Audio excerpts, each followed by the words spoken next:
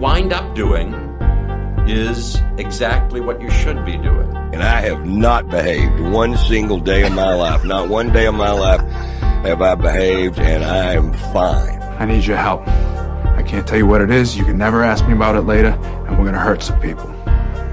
Whose car are we going to take?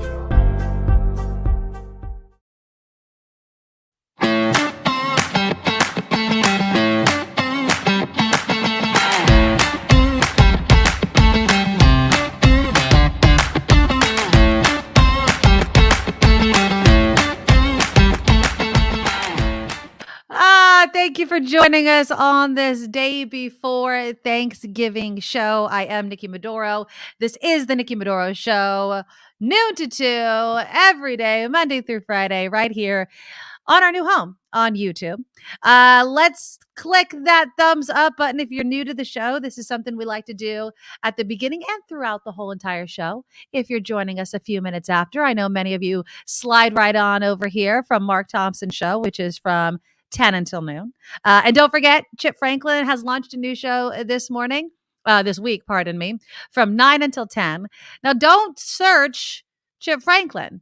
The name of his show is What the Franklin. So definitely check that out because Station X hosts are joining together to bring you content in this new format. And so we need your help. And so we start each show kind of begging for that help because this is the new way that we have to do it. So a simple, free way for you to support the show is to click the thumbs up right now. Just click it once. Clicking it more than once, like my mom was doing, doesn't do anything. And sometimes you end up turning it off. So just click it once and it really helps us out. Also, the super chat is live. And this is a way for you to get your comment read. It's a way for you to financially support the show during the show. And you can even do this when the show is done airing because you can listen to it and watch it anytime you want to. And so the super chat is live. You can purchase a super sticker, a super thanks, a super comment. I'll be sure to read it.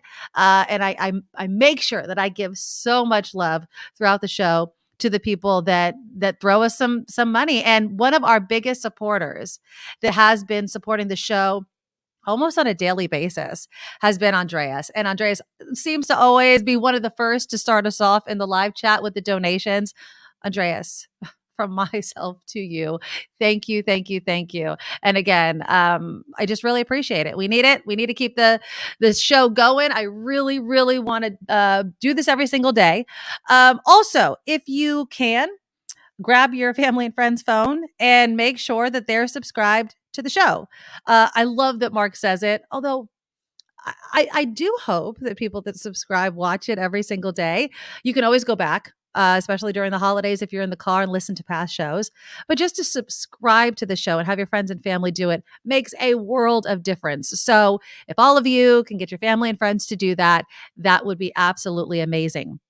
And for the ones that just really, really love what we're doing and what we're trying to do and try to grow, please go to my website, thenikkimedoroshow.com. And there's a link to the Patreon. And you could become a Patreon supporter. It's once a month. It's a once a month payment. So, I get it. It's Christmas time. It's the holidays, inflation, everything. So whatever you can donate every month, and you can adjust it. If you have a little more money this month coming up, you could throw a few more bucks our way. We really appreciate it. So you could just go on thenikkimedoroshow.com and our Patreon link is right there, and links to the YouTube to share with all of your family and all of your friends. And it's just going to keep us going and do everything. Now I have somebody back here. Let me just give a little bit more love because you guys are being so generous right now. Eric Kennedy, $2.95. So you can buy a Thanksgiving treat for Nugget. Nugget's back here. Nugget, you want to say hi? He's kind of being shy. I don't know if you guys can see that little cutie face. Also coming up on the show, my son's going to be here in a few moments because we're going to go over some Thanksgiving meal ideas that don't have anything to do with meat. We were talking about that before. I'm a meat eater. So I'm going to show some pictures. They're very appetizing pictures in my opinion. But as a parent, when you cook something, you want to see if your kid would eat it. So we're just going to throw Dylan in here and see. I also want to give a big thank you to Lori Dolly, $10 in the live chat. You are amazing. Thank you, thank you, thank you.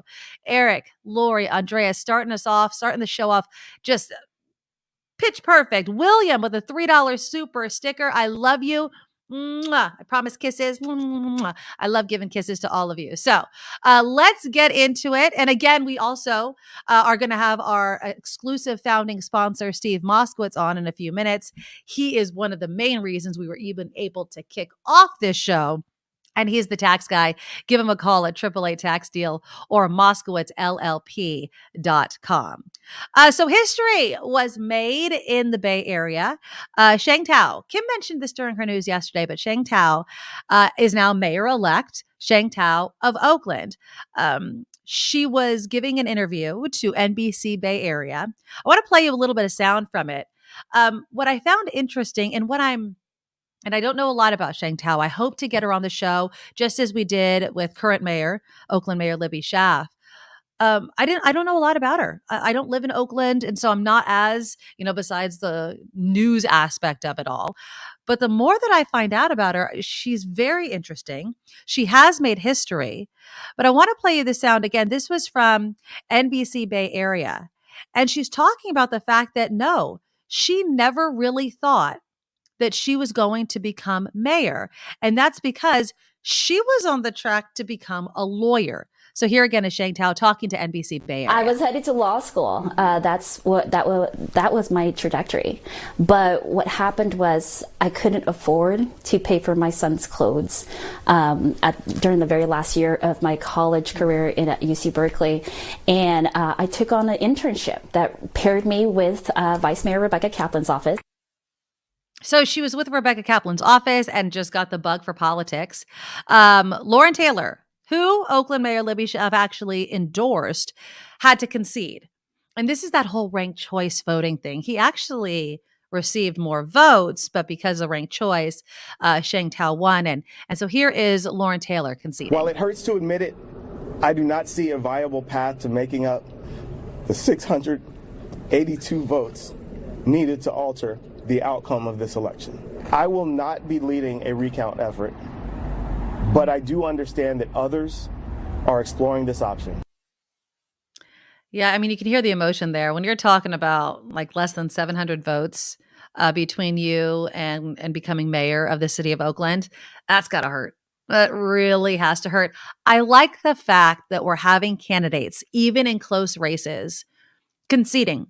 And not just because, it helps things move forward, but to counter some of the national news, obviously with 2020, understanding that the votes are what they are. And even if they're close, there's a winner and there's a loser. And it sucks to be on the losing end, but you move on. You keep working for hopefully the city or the state or the nation that you love. And that's it.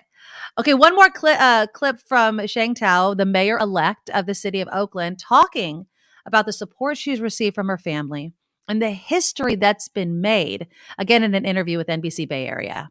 My mom cried and has been so happy. She's actually really sick right now. And so, it was really hard to see her this weekend because she said to me that she didn't think that she would make it to see the successful campaign. Hold it together.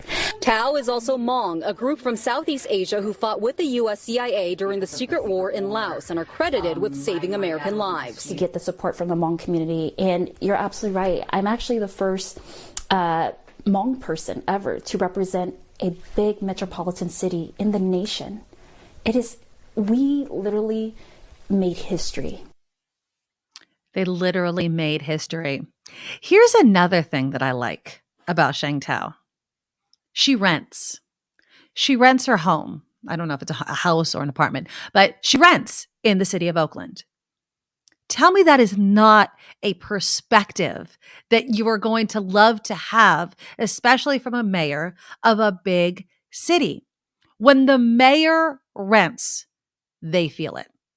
I mean, and not that, homeowners with mortgage rates, but one of the great things about having a mortgage is most of the time, unless you have like an adjustable rate mortgage or something, a balloon payment or something, you know what it's going to be month to month. When you rent, those pressures, the worry about your rent going up every year, that is felt. And to have it felt by your mayor as well, when you're talking about these things, she will understand it. And so I'm really interested to watch what kind of perspective she does bring to the issue of homelessness, of housing affordability. Because when you rent, you just feel it differently. And being part of the community and being the first Hmong person as a mayor of a major city, that's absolutely huge. I know that Mark Thompson had mentioned this story, and I'm going to as well, because when you turn on Twitter, for all you people that aren't on Twitter, there's something called like trending phrases, and people are always wondering, why is this word or this phrase or this person trending right now? So hop on the Twitter, which is just nonsense right now. I mean, it really is just pales in comparison to what it used to be. But I looked to the side because that's where they have all these trending topics. And a word that's trending is erection. And I think to myself, why is the word erection, Kim McAllister, trending on Twitter? Do you know? I see that I've arrived at a perfect moment. Why? I want you to guess, okay? And if you know the answer, tell me the truth. But why is the word erection trending on Twitter? Can you tell me? I can't tell you. I can't tell you. Okay. It all has to do with Herschel Walker. Okay. Now it's kind of mean, and it was really a slip. Okay. But here is so Herschel Walker, hold on. I'm going to bring you up this picture because it's important to have this picture, because I've called Herschel Walker and I maintain he is the puppet of the GOP. They want him in there so they can manipulate him. I mean, just look at this picture. Ted Cruz on one side of Herschel Walker, Lindsey Graham on the other. And they're Lindsey talking. Graham's looking at him with disdain. Look at the look on Lindsey Graham's face, like a downturned mouth. Well, it could be because of what comes out of Herschel Walker's mouth. And so this is what Herschel Walker had to say. Oh, where is it? Oh my God, hold on. So he's talking about the election. And I know that Mark was talking about Herschel Walker having his primary residence in Texas, getting the tax breaks for that, even though he's supposed to be running for Senate in Georgia, which is ridiculous. But this is what Herschel Walker said while he's sitting between these two men, and Lindsey Graham is looking at him right after he says this. Well, first of all, this election is more than Herschel Walker. This election is about the people. So he's basically saying this election is about the people. This erection? This erection. Now I get it. I'm being a little mean here. I get it. Can you play it again? I want to hear it one more time. Yeah, okay. You want to hear it one more time? Yeah. Here we go. I mean, it's just too funny. Well, first of all, this election is more than Herschel Walker. This election is about the people. This election is about the people. Let's play it one more time. Well, first of all, this election is more than Herschel Walker. This election is about the people. It's the second This erection is about the people. He said election first and then erection in the second. Yeah, I hear it. Yeah. So that's why, by the way, erection was trending on Twitter. But it is kind of BS that Herschel Walker is getting a tax break for his primary resident in a state in which he is not running for Senate. So again, just proves the point over and over again that this is a sham. He is a puppet. And I can't believe between Warnock and Walker, it's so close that there has to be a runoff. It makes zero sense to me. Yeah, bit of a shocker. And I don't know. I just don't. I don't get it. You get who you vote for, I guess, and that's it. Okay, so Thanksgiving is coming up, obviously, tomorrow.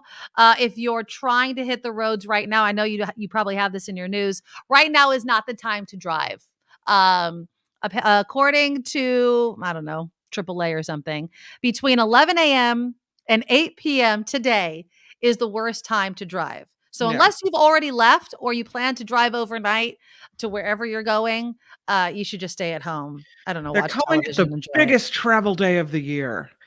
Well, it's encouraging, obviously, given the fact that we have higher inflation. Obviously there's still COVID going on. We're having this tri or triple demic thing with RSV, the flu, and COVID. I know you were talking about this too, the antibiotic shortage. Yeah. There's just all kinds of health issues. Yet people, they're hitting the roads. They're flying. Airlines have sold 25 million tickets to fly during Thanksgiving week. The FAA forecasts about 48,000 flights will soar through 29 million square miles of airspace over the continental United States. And that was just yesterday alone. So a lot of people are traveling, and it is encouraging. Obviously, people, even though with all the inflation and everything else going on, they have money in their pockets to fly around and visit family and friends. So good luck if you're hitting the roads right now. You can take this podcast with you. A reminder that we will not be airing a show tomorrow on Thanksgiving, but we will be back on Friday. And we're going to talk food. It's our Friday food segment. I want everyone to make a plate of leftovers and show me if you want to snap a picture. You can email it to me, the Nikki Medoro Show at gmail.com. We could share some of them. I will show you what I'm going to eat. Kim, hopefully you'll have a plate in front of you as well.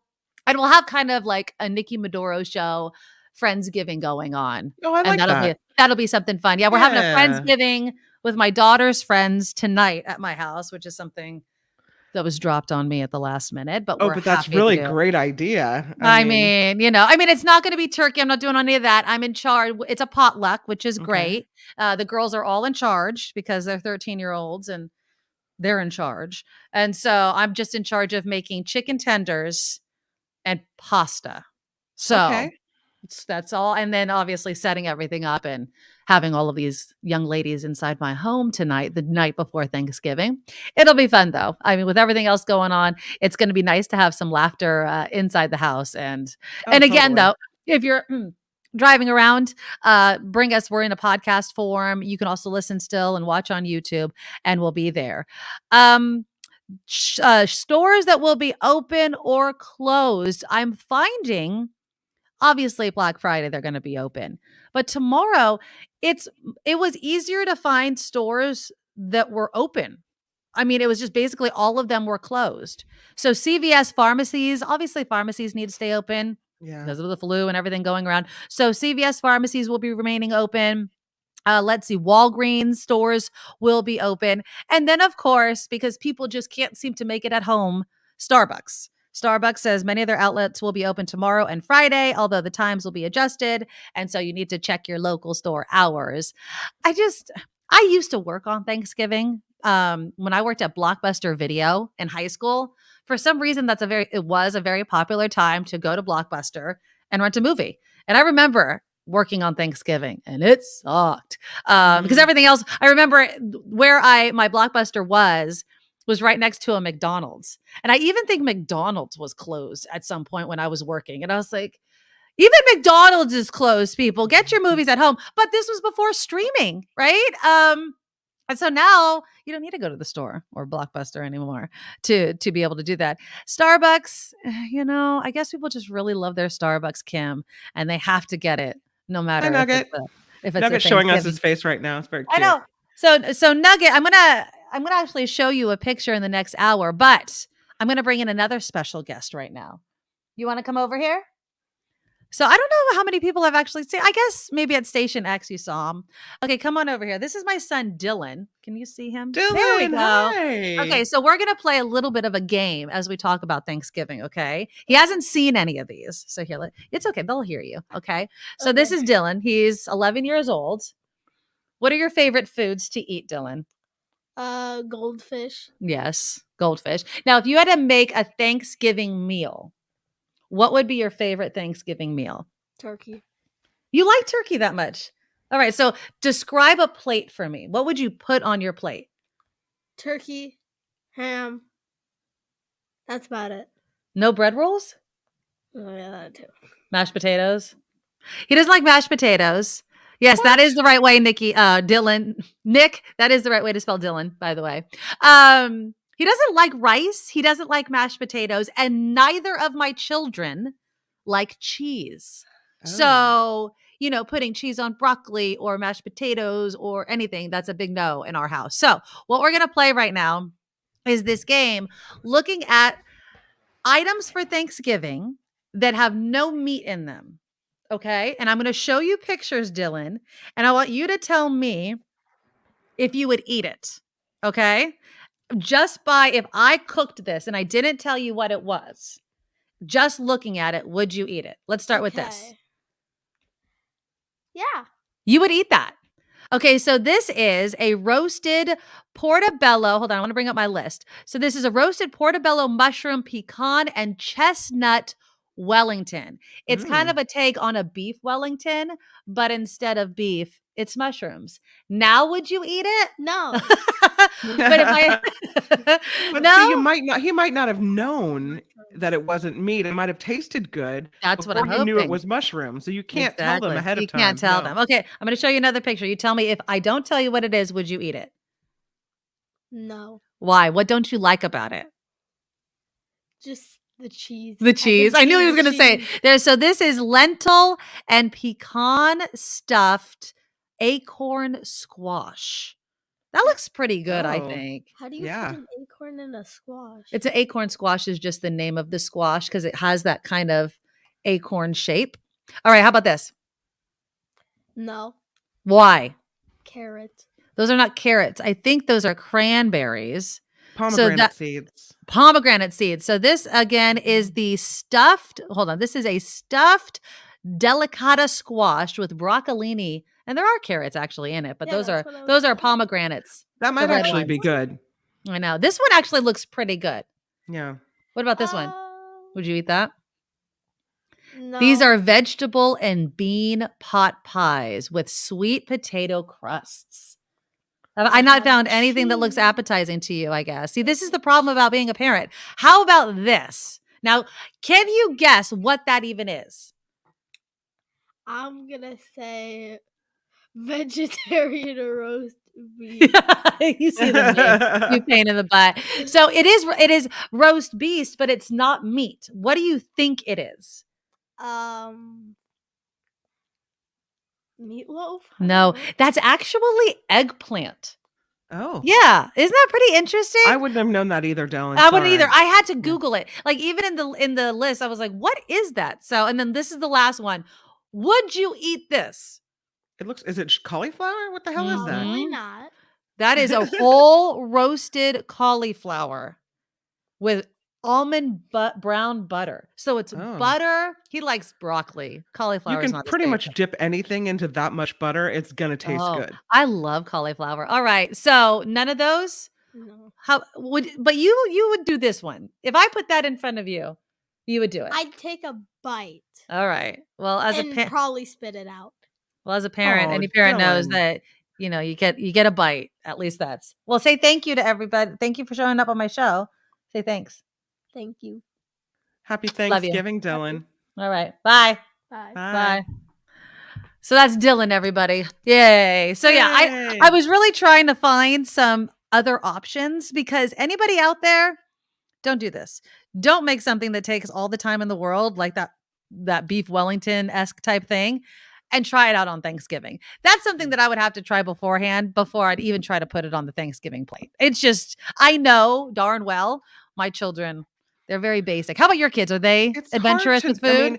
I mean, if the picture of that thing looked pretty good, it was wrapped in like pastry, phyllo dough or brie. Yeah, or like buddy. it looked.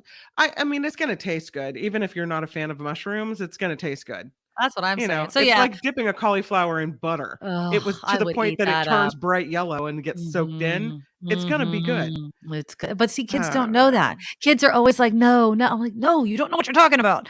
Well, one thing that's not, it'll be on you can find crab. You can find crab in the stores, but the commercial Dungeness crab season has been delayed again. Now they're saving saying the whales. Yeah, commercial crabbing will be delayed until December 16th and possibly later. They're not doing another assessment of this until December 7th. And the reason I keep an eye on this is sometimes we like to have huge crab feeds and we actually go, to the docks and try to buy it off of them and kind of get a better price. But that's not going to happen this year. My friend's like, let's have some crab. Yeah, not yet. But hopefully, again, we do Cioppino for Christmas Eve. And so hopefully the crab will be available because we are protecting the whales and that is more important. Now, how many of you have your turkey defrosted? Now you're at your parents in Oregon, right, Kim? Yeah. So they're in charge of all the food. Are you in charge of any of the food? Well, my husband loves to cook, so he and my stepmom will Right. get in the kitchen together and they'll do it all. And so you don't have to do anything? I clean up. Ew, no, I'd much rather cook. I'd just cook something just so I don't have to clean up anything. We're in charge of the turkey. And I swear the time was getting like, all of a sudden it was Sunday. And I'm like, we need to get a turkey. We're in charge of the turkey that we're bringing over to my parents' house tomorrow.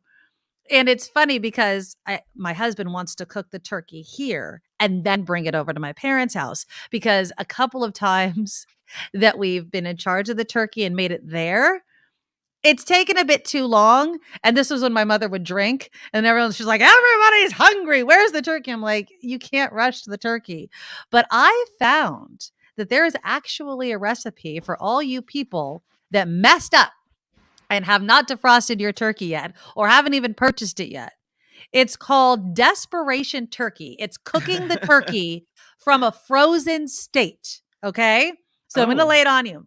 So you get a turkey. That's not advised. Is that advised? That's not advised. Well, apparently, according to the Washington Post, which is where I found this article, you can actually do this. So you take a frozen turkey. They say an 18 to 19 pound frozen turkey. So that's a big turkey. Okay. You preheat the oven to 325. You place the turkey breast up on the rack and you roast it this is going to take a while, 3.5 hours. Then you take it off. You take all of the giblets and the neck out because remember, it's frozen, so you can't get in there. You return the turkey to the oven, roast it for another 3.5 hours where you baste it and everything like that. Cover it loosely with aluminum foil so it doesn't get too dark. And then an hour or two before the bird's done, you can put a cheesecloth over it.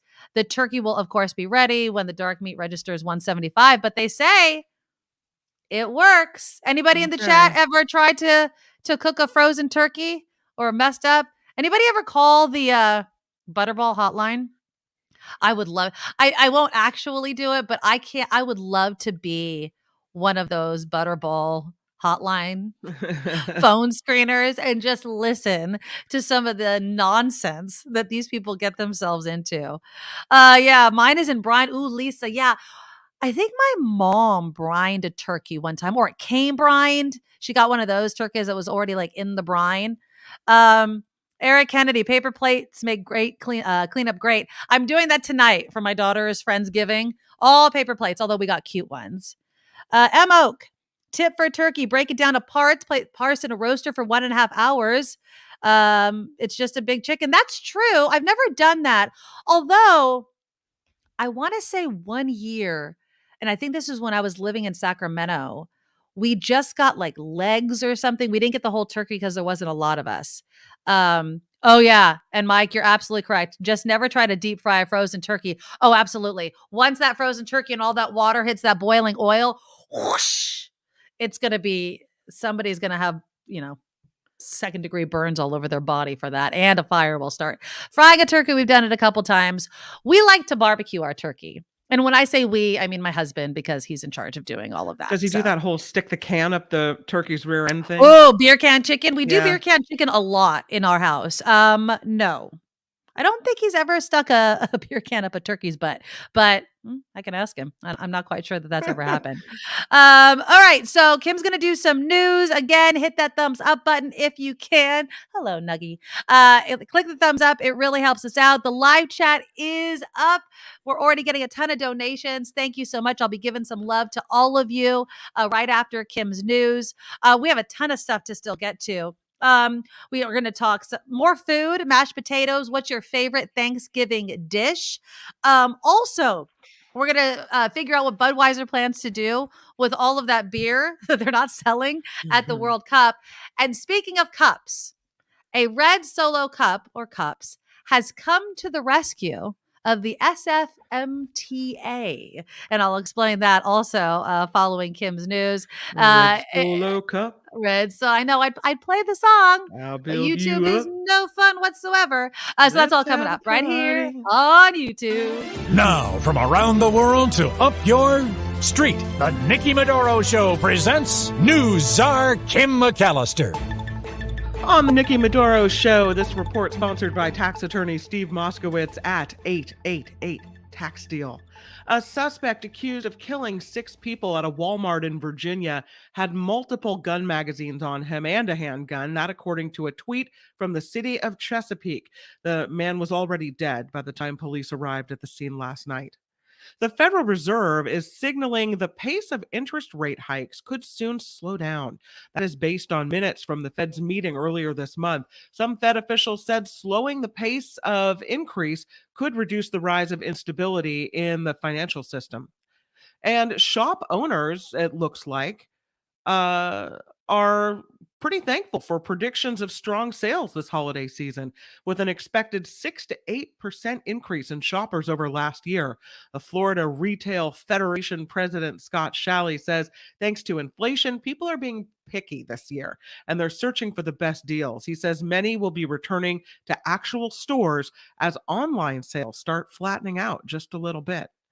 And Georgia's Supreme Court is allowing early voting in the state's Senate runoff election. Republicans appealed lower court rulings allowing early voting this Saturday in the election between Democratic Senator Raphael Warnock and Republican challenger Herschel Walker. They argued early voting on that day isn't allowed because it violates state law prohibiting voting on Saturday if there's a holiday on the Thursday or Friday before. But again, Georgia's Supreme Court is allowing early voting in that Senate runoff election. And 2 Los Angeles council committees are forwarding a plan to ban oil drilling in the city. The committee members are asking the city attorney to draft an ordinance that would prohibit new oil and gas extraction and phase out all oil drilling completely. This is in Los Angeles. What remains to be seen is what it will cost to abandon oil wells and what, if any, compensation there would be for property owners who receive royalties from oil companies for the right to pump on their land. And didn't know if you'd heard this one, Nikki, but there's a New York City man under arrest after harassing a Long Island mom and child and allegedly biting a police officer. Police say Marcelo Hidalgo harassed the 36-year-old woman and her 7-year-old daughter as they waited for a bus Monday night near a medical center in East Meadow, New York. The mom went inside the hospital, told a police officer they were being threatened verbally and physically. He arrested the man who reportedly chomped down on another officer's arm while being processed. What? See, I don't know. Like you hear all the things about officers and what they have to go through. Oh, This is just yeah. another one. It's like they deserve all the pay, please. Yes, Would you be putting exactly. yourself in front of some guy trying to bite you? I mean, Uh, I have a reputation, or I had a reputation for biting ever since I was little. I was one of those biter kids. You were a biter? Oh, I bit a girl's face. Nikki. Yeah, a girl that lived like our neighbor. And like I was like 2. I mean, come on, don't judge me. But my parents tell the story of I'm just sitting there and I would make this face of like I'm about to bite you. And my parents were like, no, it was like one of those slow-mo, no, and I'm just like, "Rah!" And I just bit her, and I left like bite marks on the girl's no. face. Yeah, so Oh, that's a um, bummer. I don't, I don't have So a you lot to sympathize with the biter in this story. I hear where you're going. Okay, biting is a sensation that I think some people like. I'm just gonna say that. this next story is for Nugget, who I can see behind you under your arm there. Hi, Nugs. The 21st annual National Dog Show will air Thanksgiving Day. More than 1,500 dogs from 200 breeds will Okay. strut their stuff in hopes of maybe getting a shot at Best in Show. The show airs on NBC right after the Macy's Thanksgiving Day parade. So some people will be watching football, other people, no, they're going to be watching the dogs. And this Awesome. report sponsored by Steve Moskowitz for more than 30 years. Steve has helped individuals and businesses alike. If you need help with your taxes, call Steve at 888-TAX-DEAL. You can catch him online at moskowitzllp.com. I'm Kim McAllister on The Nikki Medoro Show. Awesome. We'll have Nugget. I have a cute picture of Nugget. Now, I know you guys can see him, but really, you don't fully get a sense of how comfortable this dog is as my co-dog on this show. So I have a really cute picture of him, and I have a very cute dog. Well, it's the cute cat story and an annoying kind of dog owner story, but that's coming up in the next hour. I do want to give some love and shout outs to people that are loving and shout outing this show. Let's start with Gwen, a $3 super sticker. All of you, no matter how much you're able to throw our way, are so loved and appreciated. Thank you, Gwen. Thank you. $3. Look at Pamela Kirby, $19.99, a super sticker. I love the super stickers. Love them. Lori Fusia, $20 to the show. Thank you so much, Lori. Jim Slayton with a $4.99 super sticker. Thank you so much. And then again, let's continue to shout out William with the $3 super sticker. Eric wants to buy a treat for a good old Nugget back here through $2.95 our way. Again, Lori Dolly with $10 and Andreas, a huge supporter of the show as well, with $20. Thank you so much. You can continue to throw some donations our way, and we just really, really appreciate each and every one of you. I really appreciate it. I have to say it because we're not going to be here tomorrow on the show on Thanksgiving. Right. I just want to say for donations and for just being here with us and Thank helping you. us get this show off the ground after everything that happened at Station X. I appreciate every single one of you for spending your time with us and for Yes. being here. I am extremely thankful for every one of you. I am so thankful to all of our viewers, our listeners, our watchers, and you, Kim McAllister, for going on this wild ride with me and keeping this you whole too, thing Nick. going. I Yeah. adore you so much. And this is the time of year where we really have to count our blessings because, you know, even when I was going to say the S word, terrible things happen, you know, or there's disappointments or whatever, you know. Did I think that in November I would be not with Station X? No. You remember how I was on the day that it happened. I was the most optimistic person there. And life throws you curveballs all the time. And so we're just going to keep rolling with it. And I appreciate every single one of you. Okay, so you got to roll with the punches on Thanksgiving as well. Cooking. One of my favorite things to eat, even though it's not my children's, mashed potatoes. Do you like mashed potatoes, Kim McAllister? I love some creamy mashed potatoes. I was on death row don't and tell I me. had to have a last meal. My Okay. husband's mashed potatoes, just Okay. a bowl full of them, would be I all thought I you were gonna really say no wanted. way. Oh, No. nice. He makes the best mashed potatoes. It's a food group in my house. Like I can't even What does tell he you. do? Give me a secret. Give me I could something. never leave him because then I would not get the mashed potatoes anymore. Like he knows he's got me. He's got me. That's it. I love that. He's like, she'll never leave me because I alone know the recipe to the best It's mashed the potatoes. truth. He's tried to teach me, but I'm just no cook. I can't replicate. So God, they're so good. Mashed potatoes. It's an old family recipe. It's not a secret. Okay. I'll ask him for it and maybe I'll pass it around. I'll Okay. text him so we see if he can get it. But the secret is just a little bit of sugar. It's so yes, good. that's And right. it doesn't make sweet mashed potatoes. It doesn't change the taste of them. But then he leaves like chunks of potatoes in there, so it's not like creamy. I like a little chunky mashed potato. I swear to God, Nikki, it's like heaven. Heaven in a Ooh. dish. Yeah. I love mashed potatoes. I love mashed potatoes with gravy. So there's this great article in Huffington Post talking about the best way to make mashed potatoes. And what was surprising to me was they said, don't boil necessarily your potatoes, and if you do, keep them whole. Don't cut them up. Keep the peels on and then peel them and then strain them. Obviously, you can't let your mashed potatoes get too cold. I don't understand people that put cold milk into their mashed potatoes and start whipping them up. That defeats the whole purpose of making mashed potatoes. Don't overmix them, of course. Add the liquid slowly. And then, of course, I mean, sugar is a great tip, but they're also saying instead of milk, use heavy cream. So I also like smashed potatoes, if you like that, which is just it's kind of like a twice baked potato. You roast them a little bit and then you smash them and then you kind of roast them to make them crispy. Oh, getting hungry as we speak. And then Google was looking at something that I'm not too big of a fan of.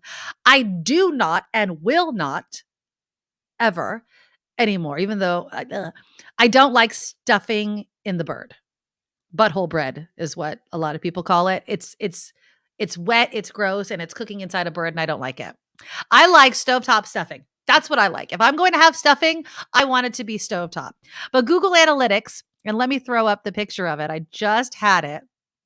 Did this, obviously a search of the state's Thanksgiving stuffing searches by state. So let's see. California, obviously you see there, turkey stuffing. We have cornbread stuffing.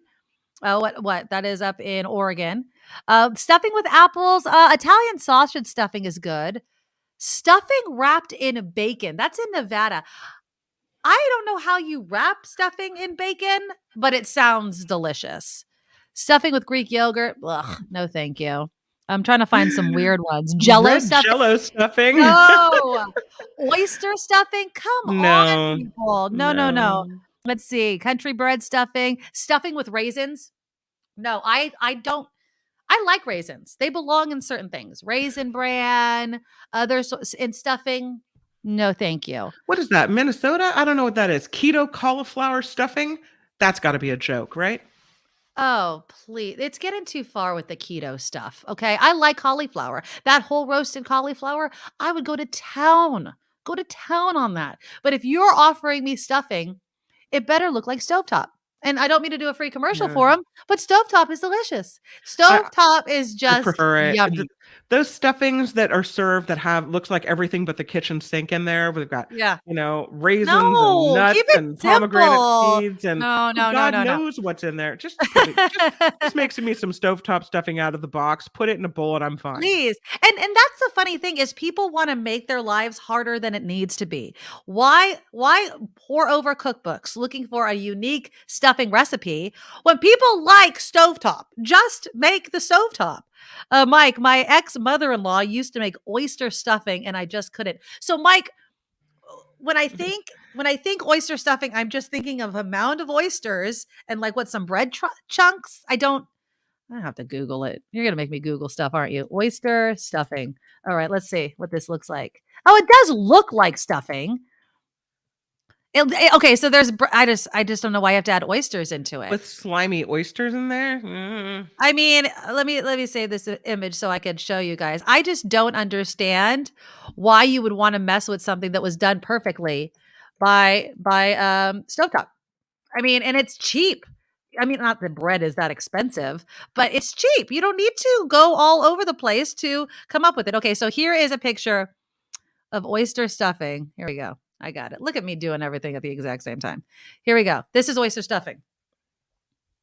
Doesn't look bad. Looks normal. But then you see those little things right there? They look like little oyster things. I would be eating around that. And then you have to imagine that it tastes like oysters, right? I don't want a fishy type of flavor in my stuffing. I'm getting a geography lesson. I said it was Minnesota, but I'm told it's actually North Dakota. Oh yeah, that wasn't me. I only stuck with the states that I know. I did it. Did you notice that I only stuck with the states that I hands down knew? That's what I do. Make myself look smarter. Let's see. Suzanne, grandmother used to make chestnut with sausage stuffing, bread, onion, celery. Oh, it was yummy. Okay, chestnuts, a little crunch there. Nope, I'm still sticking with my stovetop. I like it the best, so we'll see. But again, I talked about what's normally on my plate. Turkey, dark meat, mashed potatoes and gravy, bread rolls. I'm a child. Joe, I saw a top 10 stuffing taste test. Stovetop had 5 of the spots. See? Why mess with it? My family does not like stovetop. It's too much of an onion flavor. Interesting. And you know me, I'm not a huge onion. Well, I guess it's cooked. I'm not a raw onion person. I don't know. Maybe if we have stovetop, and I don't know, my mom's probably listening thinking she's going to be making some fancy schmancy stuffing, and I'm being bad about it. My parents would always make their own stuffing. I like the larger bread chunks that you can't get from stovetop. Yes, although there is another stuffing brand that's popular that's always like right next to stovetop. I'm kind of brain farting on the name of it. We made that one year. It was okay. But again, why mess with a good thing? Just stick with stovetop. Okay, let's see. I have a couple more Thanksgiving stories before we move on. I do have the recipe for my husband's mashed potatoes if you want. Oh, please. Yes. Okay, this is 6 russet potatoes boiled and mashed. Okay. 6 tablespoons of butter. Okay. Add some cream a little bit to get the right consistency. Okay. Salt and pepper to taste. And 2 teaspoons of white sugar. That seems so easy. Yeah, it's really easy. Extremely easy. And it's heaven. Heaven. Oh, well, Anybody still looking for their mashed potato recipe? We're not in charge of mashed potatoes. We're in charge of the turkey, but I'm going to be saving that recipe. That's easy. That doesn't seem difficult at all. Why can't you do this? Why can't you do this, Kim McAllister? You should. Well, because you have a husband to do it. Why the hell would you? That's right. Why would I do it when I got someone else to do it for me, Nikki? I mean, please. There you go. You married him for a reason, right? And it's for his mashed potatoes. And then finally, I know a lot of you might try to avoid politics at the Thanksgiving dinner. There was this great list that was put up on Twitter. You're not going to be able to see that. I'm sorry. I thought it would be bigger. And basically, it's a list of President Biden's top accomplishments for when chatting with your uncle at Thanksgiving. It talks about tackling inflation and lowering costs, taking on big pharma and winning by lowering prescription drug and healthcare costs, worked with Republicans to rebuild America's infrastructure, worked with Republicans to make more in America by passing the CHIPS and Science Act, brought together Republicans and Democrats to pass the first meaningful gun safety legislation in nearly 30 years, although I don't think it went far enough. Despite global challenges, we're making progress, and Republicans in Congress, of course, are badass crazy and extreme. So if you need some talking points, there's a few. Take my advice. Don't talk politics at the Thanksgiving dinner. That does not matter at all, and no one is going to change their mind, and you're just going to waste all of your breath and room in your belly for something better. Okay, speaking of things that are in people's bellies, if you're at the World Cup and you're listening to the show, hello, but you're definitely not drinking beer. So Budweiser, of course, is the sponsor of the World Cup, has been since the 80s. But because it's in Qatar, they are not going to allow people to drink inside the stadium. So here is what Budweiser posted. And I thought it was extremely smart. Let me share the screen. So they decided to put up this, I guess, promise to the players in the World Cup that are not going to be able to drink any Budweiser here. Here you go. This is what they wrote. New day, new tweet. Winning country gets the buds. Who will get them? Now, I'm assuming this is obviously one of their warehouses. I don't know if these cases of beer were destined for the World Cup, but yeah, there you go. Can you see that a little bit better? Yeah. So that's all Budweiser right there. I hope they do give it to the winning country or the winning team. I don't know if the whole team can obviously drink all of that Budweiser. But they say the winning country will get the bud because what else are they going to do with it?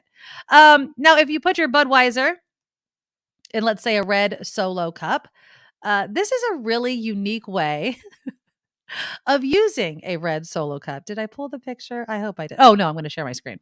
Okay, so the SFMTA, the Metropolitan Transportation District, apparently was having some problems with water. And so they needed to divert water away.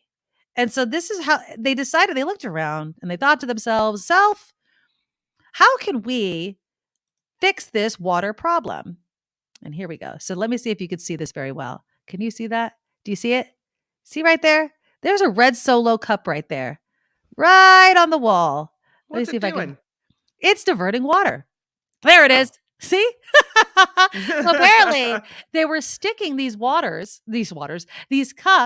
in these drain holes at one station of San Francisco's new $2 billion Central Subway line.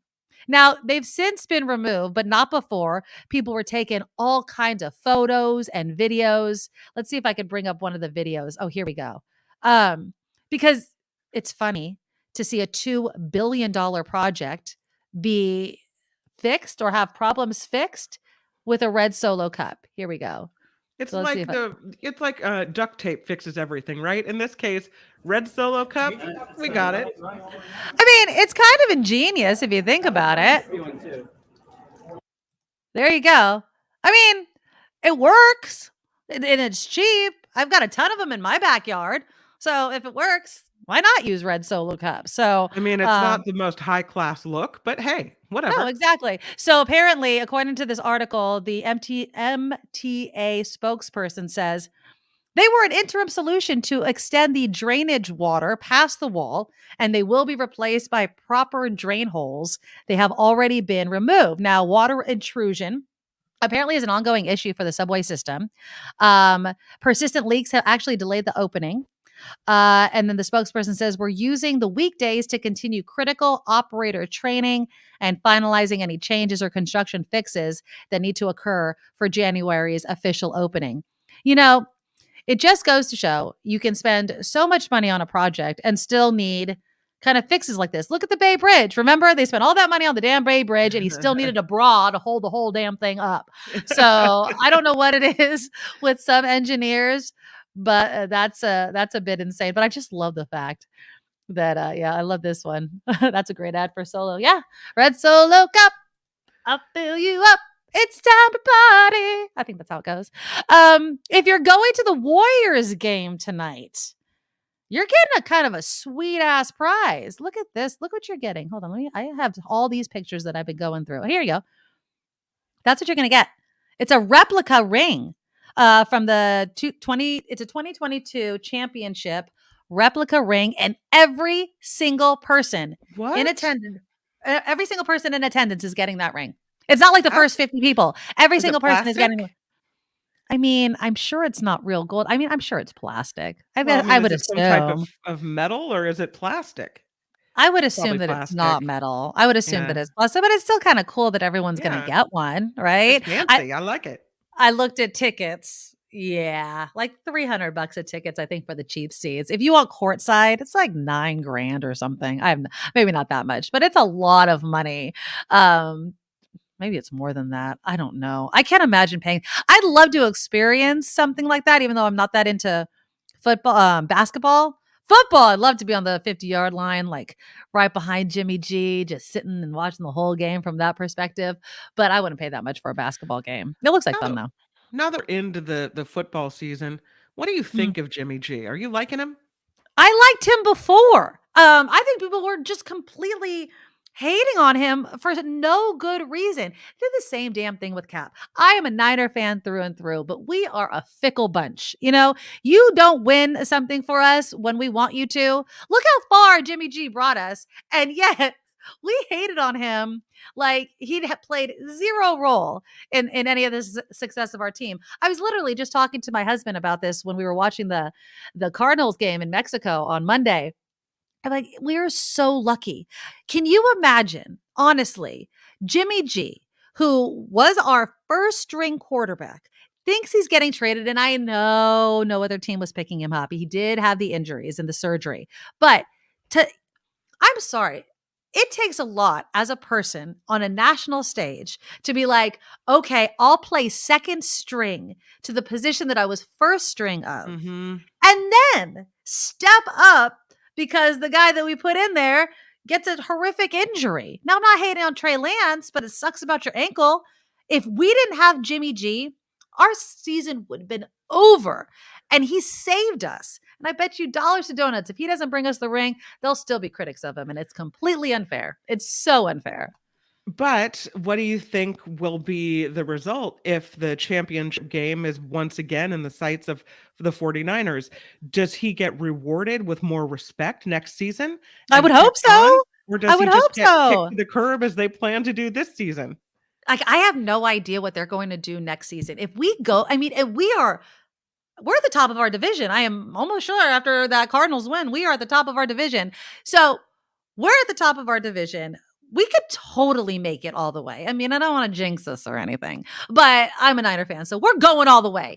And if he wins us the Super Bowl, am I hearing, Shanahan and all of them saying they're going to put his ass back on the bench to put Trey Lance in? You got to be kidding me right now. But at the same time, I mean, Trey Lance got injured. It was out of his control. Should he lose his job? I don't know. I just love watching Jimmy. I like watching our team do extremely well, knock on wood. And yeah, I don't know. That's going to be a tough question to answer. Randy, Jimmy G is good enough. He doesn't have to be the greatest quarterback ever. I don't know what Jimmy G could do to please some of his detractors. Exactly. Nothing. I think it's just because he's too damn good looking. Did you see him? He was with a bunch of Niner players. He was with a bunch of Niner players at the Warriors game, and he was sitting courtside, and all the cheerleaders, I think it was a Warriors game, all the cheerleaders came and only talked to him. And like Kittle was out there with his fist, and like they just walked past. And like apparently it happens all the time. And I don't want to, make Jimmy G just about his appearance because he's an awesome football player. And then Kim, I'm not to get, too much of a tangent. Can you imagine if the Niners got Tom Brady? So Tom Brady, whose backup quarterback used to be Jimmy G. So they could be back together on the Niners if that's the way that it played out. It's just insane. It's better than a soap opera. It's football soap opera. And it's fun. Randy thinks that Jimmy G is going to be gone next season. I don't know. You think so, Randy, if he brings us to the Super Bowl? If he wins us the Super Bowl, you think we're going to get rid of Jimmy G? I don't think so. It's like they have no respect for him for whatever reason. No he's matter how good-looking. well he does, they're looking for him to show him the door. It feels, I don't know. It's unfair. It's unfair. It feels great, baby. Yeah. It feels great, baby. Exactly. I feel like he gets a lot of hate and it's unnecessary. It really, really is. Well, let's kind of keep it in the celebrity vein, shall we? I think, did this in your news. So Congress is holding an antitrust hearing on that whole Ticketmaster fiasco that kind of came to a head with the Taylor Swift tour, the Eras tour. They couldn't even have a general sale. That's messed up. I mean, think about that. Excuse me, Nugget. Okay. Think about that. You can't even sell tickets to the general public who weren't chosen for that verified fan, may not have a credit card. I mean, that's not living up to what your actual business is, sell tickets to the general public. One Taylor Swift fan was able to get tickets, but she got them on a retail site. She told Pop Buzz she's embarrassed. I want you to tell me, how much do you think she paid for 2 resale tickets to Taylor Swift show? Resale? They were resale. So they're obviously more than the original price. Probably. Well, we've heard stories of them being in the $20,000 to $30,000. Yeah, it's not that high. So it's not that high. But okay, she paid. So I'm going to say $12,000 each. I'm going to say she paid $25,000. Oh, no. It wasn't that high. She paid $5,500 for 2 tickets, which is still insane. But this is what, and I guess as we head toward the holiday season, this is a good example of calm down, right? Make sure you actually have the money, to afford something like this. So she said she told Business Insider actually that she was embarrassed after paying $5,500 for 2 resale tickets, and she regrets buying them. Obviously, because of the whole hoopla about everything, she felt this, I have to get them. And so she went on some of these resale sites. Some were as high as $33,000. Ticketmaster estimates that less than 5% of the tickets sold have ended up on those secondary sites because people are holding them. So she ended up paying for 2 floor seats, which is expensive, for just under $2,000. But with taxes and fees, the total came to $5,500. She says, I don't feel good to have the tickets anymore. It wasn't something fun like it was supposed to be. I feel guilty. I feel like I did something impulsive in panic mode, and I'm disappointed in Ticketmaster and Live Nation for letting it get to this point of just being a complete frenzy. And she did. She had that kind of FOMO. I have to nab them now because what am I going to do? She could resell them, I guess, again and maybe get her money back. But if you can't make it, if your children are begging you to go, apparently Liberty Science Center in New Jersey is offering a Taylor Swift laser show. So Swift will be larger than life on the big screen, 88 million pixels at the planetarium. It's apparently the largest planetarium screen in the Western Hemisphere. It's a 25-minute show. And tickets are on sale for the show running December 22nd to January 1st. Obviously, you have to be in the area in the Liberty Science Center, which of course is in Jersey City. So you have to head out there. Is a laser light show with Taylor Swift the same exact thing? I don't think so, but the cost is way better. $8 can be added to sold. For $8, the Taylor Swift laser show can be added to a general admission ticket to the planetarium. Planetarium tickets start at $25 for kids, $29.99 for adults. If Taylor Swift wanted to really kind of lift up her fan base, okay, she would appear at the laser show as a surprise in a surprise performance. After all the hoopla with the tickets costing thousands of dollars, people will have paid $8 to get in there, and it will be a surprise show with lasers and Taylor Swift live. That would be cool. She's never going to do that. I mean, Why it not? would be cool because one, she'd have to be in Jersey City. And two, don't you think that other venues will then just try to have Taylor Swift events, hoping that she'll show up? It's one of these things like and I'm not a celebrity like that, but you have to weigh the message that it gives, right? So if you show up here for this, why this event, not that event? Right? Well, you didn't want to come to your hometown. Why aren't you in Nashville or why aren't you wherever? So it becomes this clamoring for her. I think she just should extend her tour. Why was it so? It's only a handful of months. I don't even think it's 6 months. So they should do more shows. They just should. Any of my 80s rockers know Nikki Sixx from Motley Crue? He's weighing in on the whole debacle with Ticketmaster because obviously Taylor Swift's all pissed about it. But apparently, Nikki Sixx got the wrath of the Swifties. And he says, is it just me or does Motley Crue seem to have more like a band full of washed up old men who should have retired decades ago? This is the criticism of Nikki Sixx. And now you whine about probably the biggest artist in modern day. Now, what did Nikki Sixx say? He said, is it just me or does Taylor Swift always seem like she's whining about something new every time she's going to drop an album? And she was complaining about the Ticketmaster thing. And of course, he was being called washed out. Now, I love Motley Crue. Huge fan, especially back in the day. I don't think it's fair for Nikki Sixx to kind of jump into this, especially because he actually knows her. He's taken a couple of pictures with her. I don't know when this picture was taken, but I think she has every right to complain. Absolutely. It's embarrassing. And she actually worked with Ticketmaster to avoid something like this from happening. And it did. I know we're getting close. We're already past the top of the hour, but I want to do one more because it kind of goes with the whole music scene. So did you see what happened to my daughter's love, Harry Styles? So he was at a concert. Now this again is, tours are hard. They really are. They take a lot out of people. Harry Styles has never stopped touring, but this is when fans just get a little out of control. So let's see. You guys can see this, right? You can see this video, right? So there's Harry Styles. He's at a concert, and then watch what happens. Oh. So did someone throw something? Yeah, somebody threw something. Look at him. Look at his face when he turns around. He can't even open his eye. Oh, no.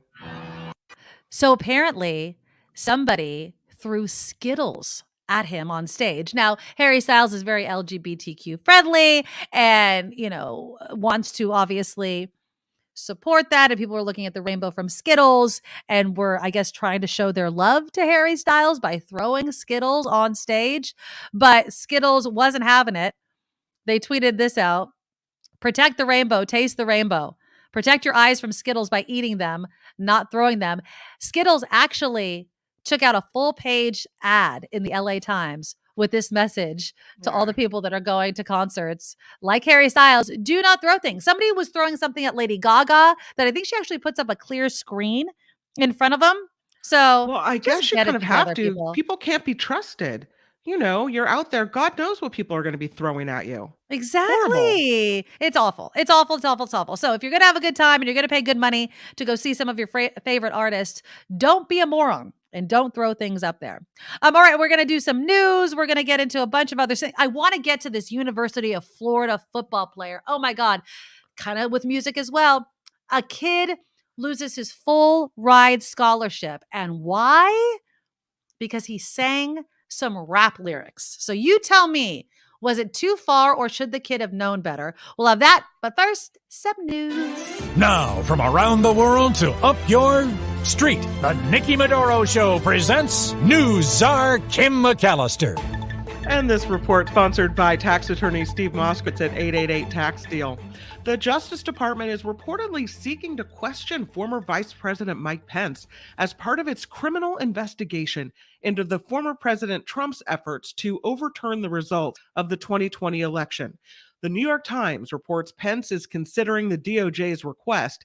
Investigators reportedly reached out to Pence's team weeks before Attorney General Merrick Garland appointed a special counsel to oversee the investigation as Trump makes another run for the White House.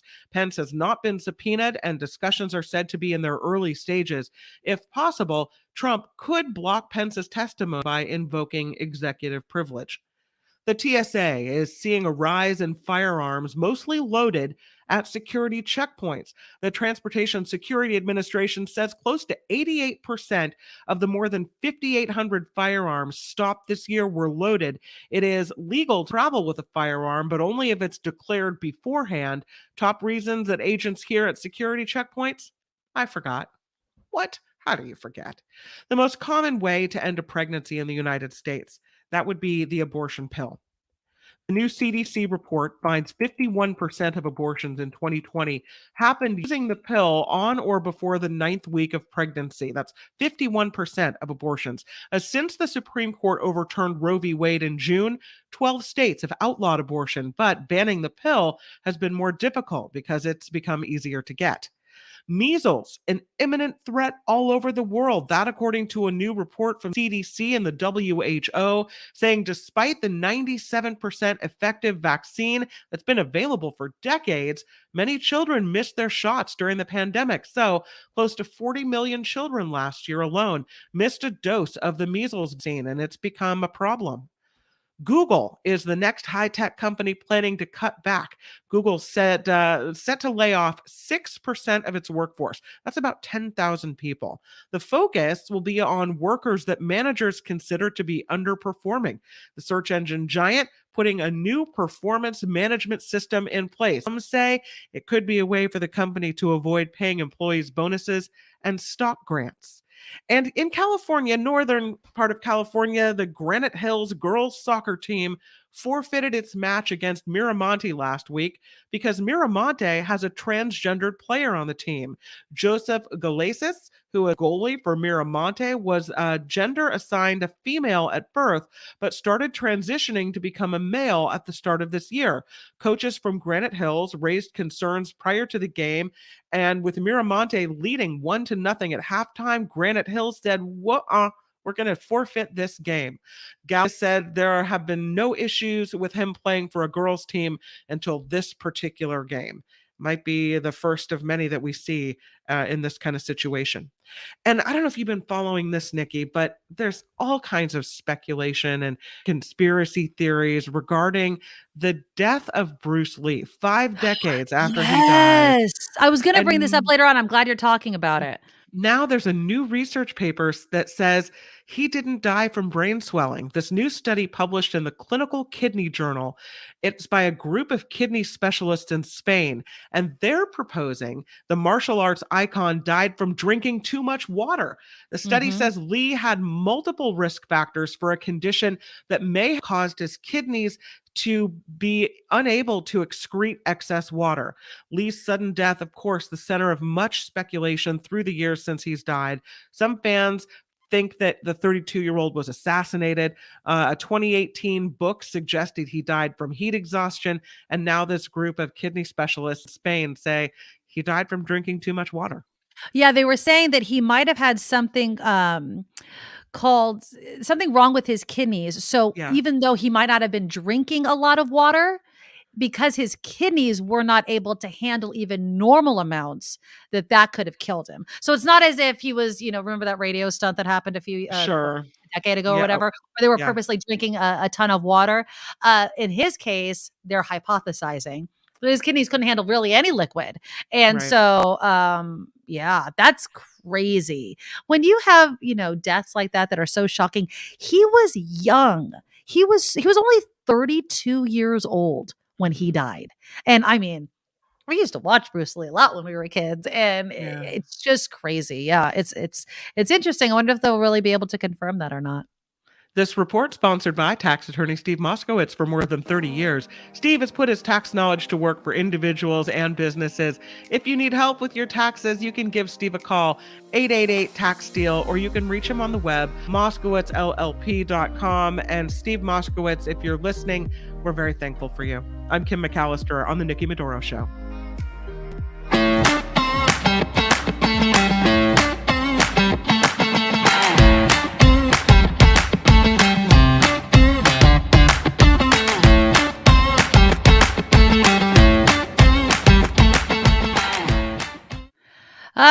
right. Thanks for joining us for the second hour of the Nikki Medoro Show. Please click that thumbs up button while we're thinking about it. We really, really appreciate it. We are very thankful to Steve Moskowitz, our exclusive founding sponsor, and each and every single one of you. The live chat's opened. Andreas again throwing $10 our way. A happy Thanksgiving to you as well. Andreas. Happy Thanksgiving. Celeste, $19.99. We are thankful for Nikki, Kim, and Nugget too. Wishing everyone a blessed holiday.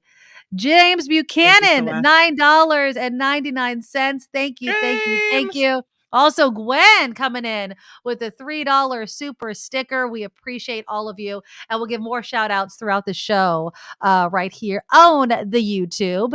Speaking of Nugget, I have to give this. So he's always behind me. I know you guys see him stretching his arms, and if he can sneak behind me, he knows. He absolutely knows when it's time to go to work. He follows me, and then he knows. Like, I can't even get into this seat. I want to show you. This at the end of every single show. This is what I see when I sit up. This is him. So this is how Nugget lays behind me. Right now he's kind of off. He must be like knowing I'm talking about him. But yeah, so that's him all snuggled in the crease right behind my chair. And then did you see, I apologize. I don't know if you just did this story or not, but did you see the story about the cat in the bag? Did you do that story? I didn't do it. So the TSA found a stowaway cat had snuck into a suitcase. I want to show you this picture. So this is the cat. See the little hair right there? He's inside of it. And so they didn't know. The owner apparently did not know that the cat was in there. And I have a picture. This is the picture of the x-ray. I thought I had it. Oh, it was so funny. Oh, here it is. Okay. This is what it looks like. If you ever wonder what it can look like if your animal sneaks in, there's the cat. Goes through the x-ray. And there, I mean, I could imagine. I have seen cute pictures of people posting of their animals. Like they're packing for a trip. And so their animals like in their bag. I don't know if the owner didn't really know or not, but apparently that cat did not sneak. That's what I was thinking. I was like, they tried to pack that cat. Yeah, they tried to pack that cat. I mean, if you put that picture back up, that is a big ass cat. Okay, yeah. I mean, I don't know. Like, how do you not know? How do you How do you zip up your bag? But when I zip up my bag, it's difficult because of all the crap in there. And that much cat, how do you not? You can fit anything else. Look at no way. I don't believe it. Yeah, I'm leaning towards that as well. But yeah, apparently the TSA says they tweeted out, an officer was shocked to find an orange cat inside a checked bag after it went through x-ray. Not only that, you know how they throw those bags around. I mean, you're subjecting your pet, if you did this on purpose, to God knows what. And the reason why you have to like get a carrier and it's cold down there. I don't know how warm it would be in that suitcase with all the clothes, all the bottles and a cat. Yeah, I don't know. I bet you guys are right. That cat's going to get cancer. Oh, don't say that. Don't say that. Come on. But yeah, so a little animal humor. And then there's this one final story. Actually, I have two. I'll do the other one next time. But so there was an article in the LA Times about how the liars and the election deniers actually really lost in the last election, which was great to see because you don't want the nonsense to continue to go around about election deniers. And I mean, obviously Carrie Lake excluding. But there was this story in the LA Times. The only reason I bring it up is because we're talking about pets. I just love this dog. Fidel Flores is holding his dog Lulu as his wife works on her ballot at a polling station at a senior center in the LA Times. That dog has some camera sense. I'm just saying. Like Nugget. I know, right? I see my dog everywhere. Ever since I got one, I just see the dog and they're very popular right now. But I just thought that was the cutest and a great story about election deniers not actually winning that much in this election.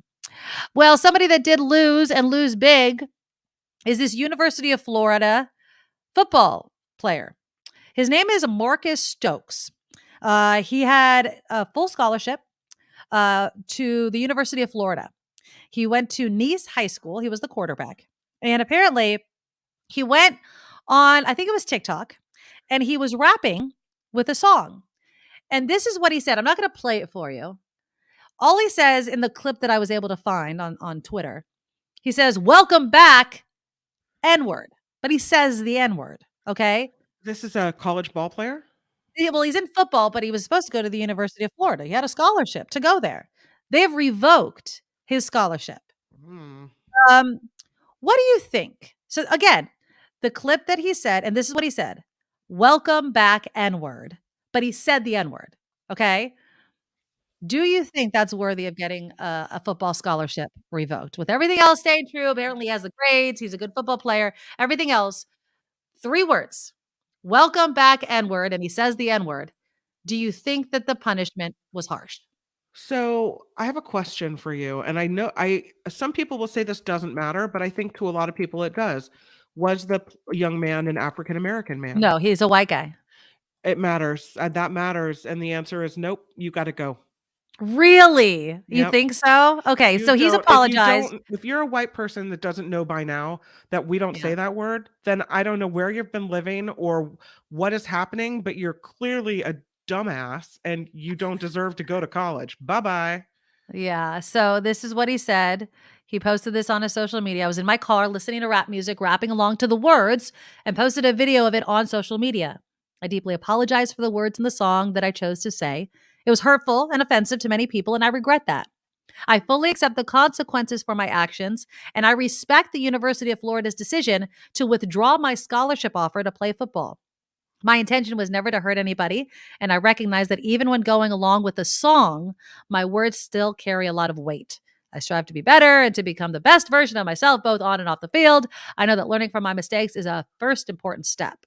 Marcus Stokes. So Yeah. I don't know. I mean, I agree with you on one hand. Like, how the hell do you not know?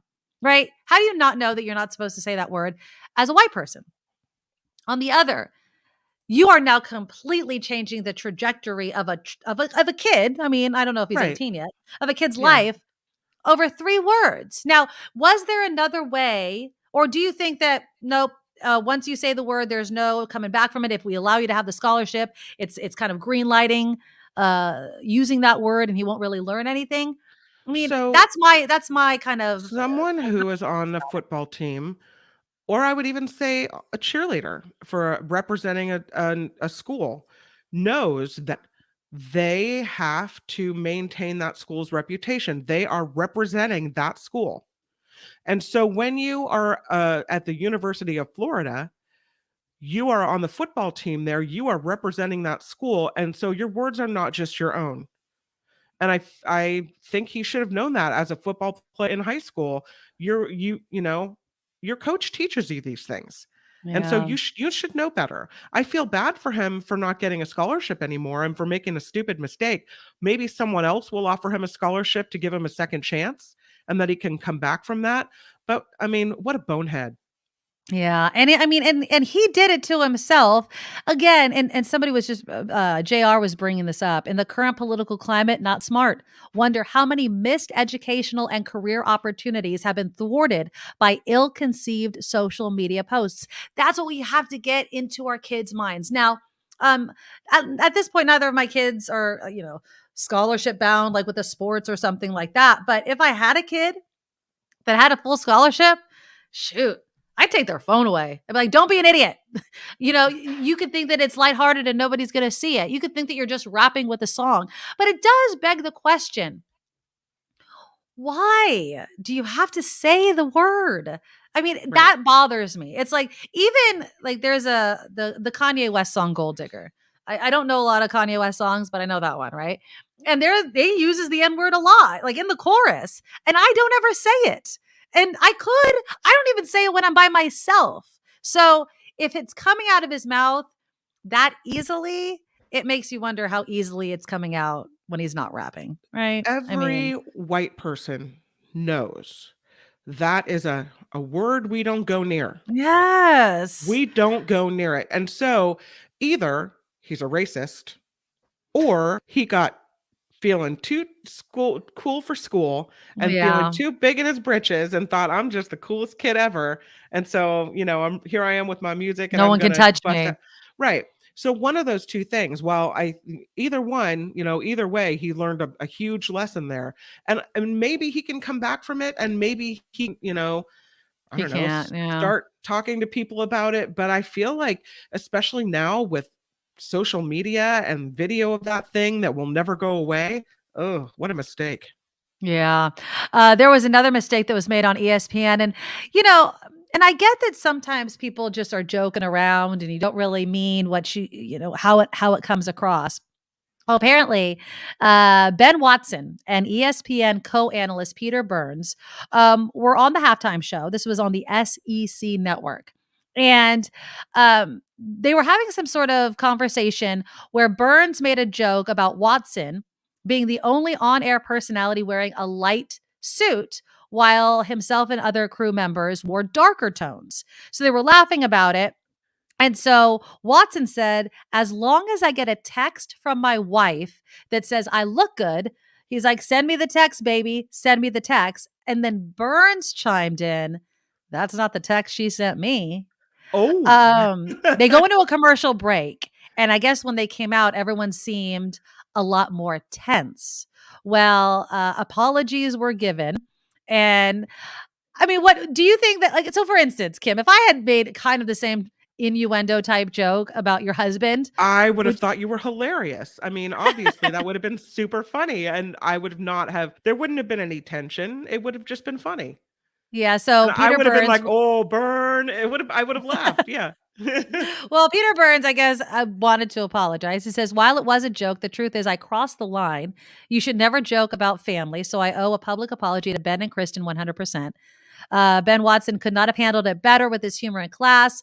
We all good and proud to call him a friend and coworker. And then Ben Watson writes, apology accepted. We're moving on. See you Saturday, man. We have some big games to discuss. I'm just wondering if there's another story underneath all of this where maybe they have a little history. Maybe there's a history. Maybe there is infidelity rumors, or maybe it's just like, I have a great marriage and how dare you bring that into the conversation. I've had that before where, either coworkers will be joking around or something. And then all of a sudden I'm like, don't be making jokes that either I like somebody or somebody likes me or anything like that, because it can blow up and kind of, you can create a monster, if you know what I'm saying. And so, especially on the national stage and making that on TV, I wouldn't like that either. Mike writes in, unless there is something really going on between that guy and the other's wife. Yeah. See, that's what people go to. And there could be nothing. But then all of a sudden, people start making all these rumors. Well, you know what they said. I bet you it's because, right? My mind is still stuck on the story of that football player. Okay. And I wanted to ask you a question. Okay.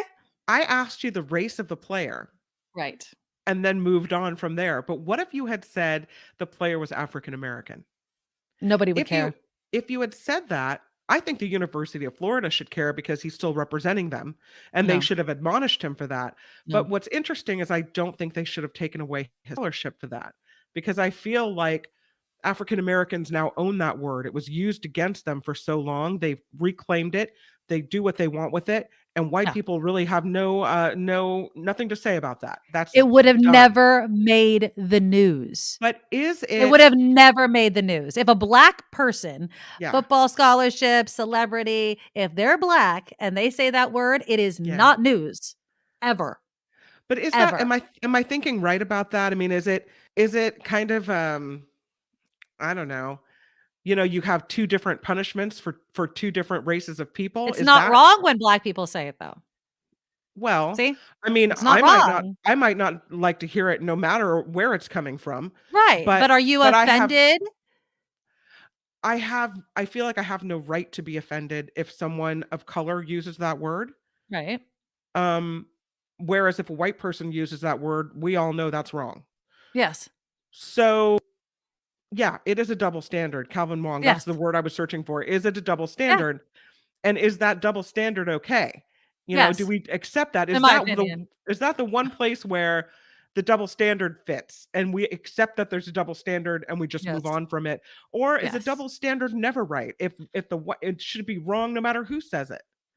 I mean, context, of course, matters, right? Yeah. But I don't think and I'm trying to think of like the most horrific way you could use that word against another person. This is my opinion. I think that if there are two black guys arguing and they're calling each other the N-word, that is not, I'm not going to speak for people and say they're not offended that another black person calls them that. I just think what it means is different, if that makes sense. I don't think that they would take offense to it because it is a word that they use with each other in a different way. Now, if, for instance, let me kind of add a caveat to that. Now, if, for instance, a black man and a black man were talking and he was trying to insult somebody, and by saying, you're that person's N-word, like to bring the racial, the white power kind of aspect to it, then I think that could be offensive. A black person saying that to another black person because you're bringing in this sort of different definition and context to it. But if a black football player is rapping and says the N-word, not news. Nobody's offended. I don't know anybody that's offended by this. No. Right? He's not losing his scholarship. The college isn't even talking about it. They don't even care at all. Yeah. No. But because the guy's white, actually, I should just say because the person's not black. How about that? Because I mean, you can throw other races and ethnicities in there. Yeah. Because the person is not black, they can't say it. And you know means what? it changes That's everything. fine. Yeah. You can't say it. Sorry. It's not that difficult not to say it. Unless you just really need to, and then there's something wrong with you. I just thought we couldn't leave that part of the argument uncovered because it's an interesting, that's the first thing I asked you. What color was he? Of course, because it matters. That's a great question. It matters. Absolutely. Because and it's funny that you did ask me and I didn't actually even tell you because it would not have been offensive. It wouldn't have made news. If it was a black football player, a black person rapping and saying the N-word, that is what happens. Right. But white people of other races are not and should not say it. No. And should know better. Come on. Absolutely. You should. My children definitely know not to say that word. I mean, you teach them from you just a very don't early say age. it. Right. Yeah. If they hear the word, if the word is uttered on the playground, and they don't know what it means and they don't know the history of it, it's up to you to teach them. And even teach them the word and then tell them that we don't say it and that it's very serious. I feel like they need to go out into the world knowing that so that these mistakes don't happen. And is it a mistake? I find it hard to believe that Marcus Stokes hasn't used that word. And I could be wrong. I find it hard to believe that he's never used that word outside of rapping. Because for me, I don't use that word. I don't sing along with it and I don't use that word. And so to actually say it and then not only say it, but record it, to me shows a level of comfort with that word that makes me a little uncomfortable. It makes me suspect, right? Or a lack of zero brain cells, right? Well, yeah, exactly. Yeah, exactly. Right. Absolutely. It's an interesting question. Okay. So we're coming up on the news at the bottom of the hour. I want to talk about a few things. So I got locked out today of my Twitter account. So I'll tell you what happened. And it's really, I don't know. What did you do? Exactly. Okay. So I'm going to tell you what happened, what they told me, and I'll kind of wrap that up for you. Also Elon Musk making fun of some merch that was found at Twitter. And one of the workers, I guess, behind it did not take too kindly to his joking. Kanye West apparently can't tap his money. He has lost access to some of his money and he's really, really upset about it. So we'll get to that. I got a ton of celebrity news. I don't know if we'll be able to get it all in. I don't know. We're going to try. But we do need to get a little bit of an update on news, and then I'll try to squeeze as much as I can into the final half hour of the show, The Nikki Medoro Show, right here on YouTube. Now, from around the world to up your street, The Nikki Medoro Show presents News Czar Kim McAllister. And this report sponsored by tax attorney Steve Moskowitz at 888 Tax Deal. Police are giving an update at this hour on the gruesome deaths of 4 University of Idaho students. They were all found murdered November 13th in a house near campus. Police have not recovered the murder weapon. They warn that killer is still on the loose. President Biden is speaking with Virginia Governor Glenn Youngkin after a mass shooting in the state last night. A White House statement says President Biden is offering his support and federal assistance if needed. This comes after a man shot and killed 6 people at a Walmart in Virginia. Former Vice President Mike Pence reportedly considering a request from the Justice Department to question him. According to a report from the New York Times, this is part of the DOJ's criminal investigation into former President Trump's efforts to overturn the results of the 2020 election. Pence has not been subpoenaed, and discussions are said to be in the early stages. New home sales on the rise. Federal officials say they jumped by 7.5% in October. This comes out to an annual rate of 632,000 units. An art display at a mall in Oklahoma causing a bit of controversy. The art piece displayed Nazi imagery, including several well-known people wearing swastikas. Those depicted in Nazi uniforms include President Biden and Vice President Kamala Harris. So a little controversy in art there. What do you really want to look at? This report is by tax attorney Steve Moskowitz for more than 30 years. Steve, who we adore, has put his tax knowledge to work for both individuals and businesses. So whatever your needs, Steve's got your back. 888-TAX-DEAL, or you can catch him online, moskowitzllp.com. And I am Kim McAllister on The Nikki Medoro Show. Yes, indeed. Thank you, thank you, thank you. And yes, thank you to Steve Moskowitz, our exclusive founding sponsor. And let's give some more thanks to everybody in our live chat, all of you that join us every single day. I love you. Andreas again coming in with another $10 donation. No more N-word for all. I'm with you. I do believe that Black people can say it if they want to, but if they didn't say it anymore, it's not like I'd be begging them to, right? Let's see. Lynn Love with a $4.99 donation in the super chat. Nancy, I love this. $6.66. That's the number you use to dial the word mom on your phone. Yes, indeed. Thank you to everybody. Andreas always coming in with multiple donations, another $10. We love you guys so much. Thank you. Thank you. Thank you. I am very thankful to all of you. Okay. Oh, go ahead. I didn't do a story, but Okay. I kind of want to do it. So if you have time, I would love yeah, to talk lay it about on me. robots having license to kill in a San Francisco police draft policy. Have you seen this story? I have not. Okay, this one's from Cron 4 in San Francisco. Okay. A law enforcement equipment use policy proposed by the San Francisco Police Department would allow heavy-duty robots to be used for lethal force. And here's a quote from the policy. Robots would only be used as deadly force options when the risk of loss of life to members of the public or officers is imminent and outweighs any other force option available to police. The policy also says only assigned operators who have completed the required training would be permitted to operate the robots. They are unmanned, they are remotely piloted, they include the iRobot First Look, with a throwable, expandable robot that can be used to investigate dangerous, hazardous material.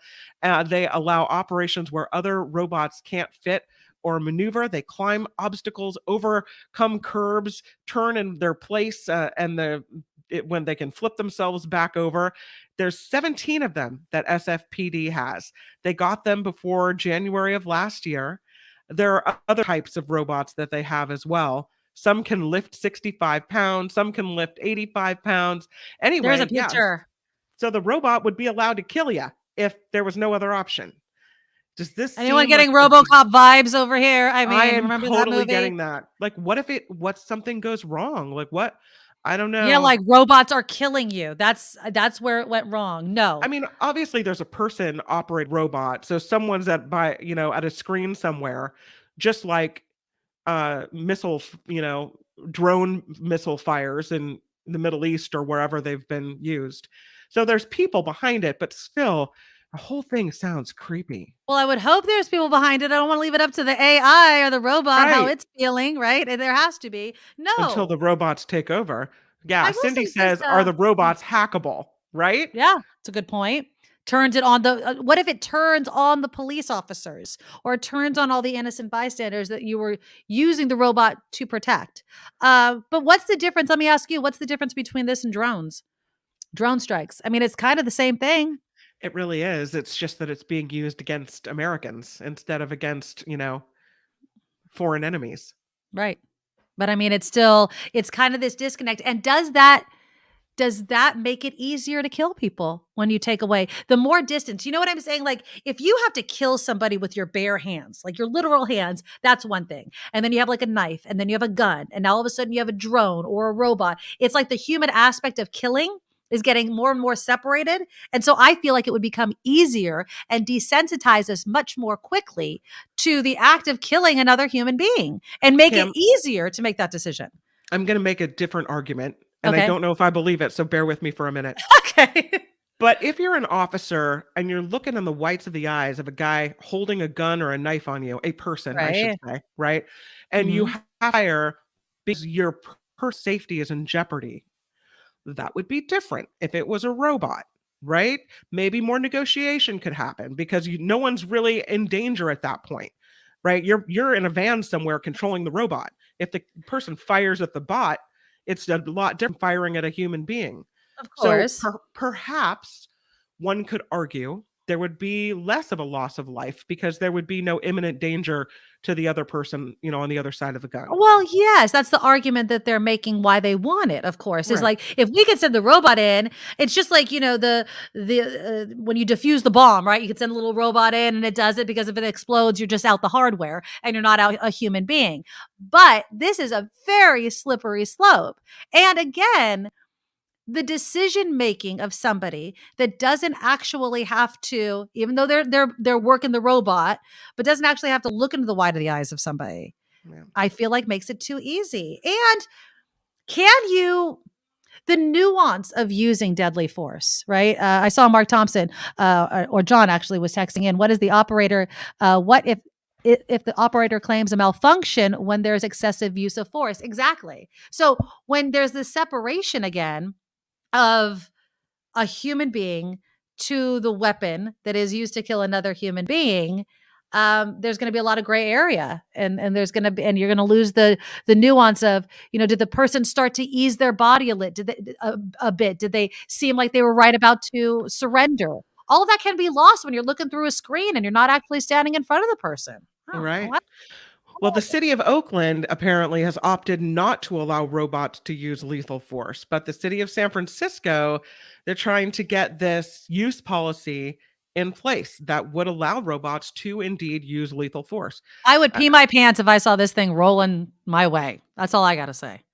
If you look under, at the above the wheel, is that the gun? Like it's yes! got a little mini cannon on right there. Yeah. It's like, I feel like there's a camera on top and then there's a gun on the right. And I feel like there's like a mini gun on the left. I don't know if that's a gun. It looks frightening to me. I'm sorry. It looks absolutely frightening. Anyway, I didn't do that story and I wanted to throw that out there. So yeah, exactly. Terminator. David Odell. I love Black Mirror. Kim, have you ever watched the series Black Mirror? No. Is that good? Oh, the rumor is they stopped making it because reality became way too close. So it's about the dark side of technology and where it could go. And the scary part is a lot of the technology they use either were there or were like a beat from it. And David wrote in, Black Mirror had an episode called Metalhead, much like this. It was supposed to be dark and dystopian, not real life. Exactly. Black Mirror. I highly recommend it. It's on Netflix. If you can handle it. It's dark and it really makes you think about technology.